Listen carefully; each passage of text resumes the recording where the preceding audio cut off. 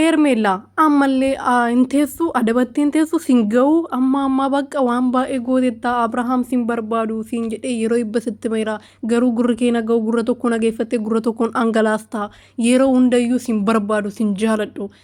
sin jaaladha naan jechaa turte bee sin jaaladha naan jechaa turte kadhattee akkasitti miila jalatti kufteeti sin jaaladha sin jedhee yeroo meeqa sin jaaladha naan jette yeroo meeqa qalabatii naa hiite yeroo meeqa waan meeqa walii yaanne si fuudha naan jettee na kadhachaa turte miti jettee kanaas oftu jechuudha guyyaa tokkicha miila isaarratti daffa'amtee sin jaaladha sin jedhee viidiyoo lamaa sadii hojjettanii miila isaa jalatti kuftee akka kinoo beeta kiristaanatti miila akkanatti beeta kiristaanatti kuftee osoo kadhattee tsalootii meeqatu si agaame dhiira isa caalu si kenna ture waaqayyo jechuudha ati garuu isa jalatti daffa'amtee kadhachaa turte har'a garuu ruuttiyee faana deebinaan Abrahaam ka jireenya isaatti deebinaan kaleessa akkasitti naan jechaa turte kaleessa akkasitti na jaalachaa turte maalii sin jaaladha naan jechaa turte minaan itti mixisiyyoo nuti hin jedhin asitti baqa sin barbaadu mucaan kun si faana ta'uu hin barbaadu jireenya mataa isaa jiraachuu barbaada ruutiyyee faana ta'uu barbaada lu'uuliyyee mucaa isaa faana ta'uu barbaada si galeera miti sammuu yoo qabaatte fageessitee yaaddoo ta'e namni kun si fayyadu baqa boruufis hin ta'u har'aafis hin ta'u. Har'anaafu borusiifuu jetti haati kopheetti hoggaa arsinu manaamna waa tokko hoggaa jenneenu har'aanaaf rakkoon qabu borusii rakkisaa nuun jechuu isheeti eegisiniif galee innaa har'a ofii keetiif homaa sitti fakkaachuu danda'a boru garuu namichi kun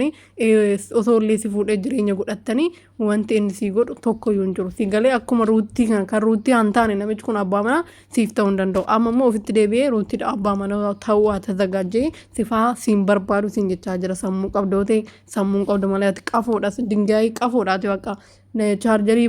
baatirii chaarjarii fixeeti si galee yeroo chaarjarii si godhan bicha hojjetanatti fakkaate akkam nagaa keessanii nagaa galata waaqayyoon jira waaqayyoof galannaa ta'uu bakka jirtanitti nagaa waaqayyoo dachaadhaan isiniif haa baay'atu warri chaanaalii kanaaf haala taatan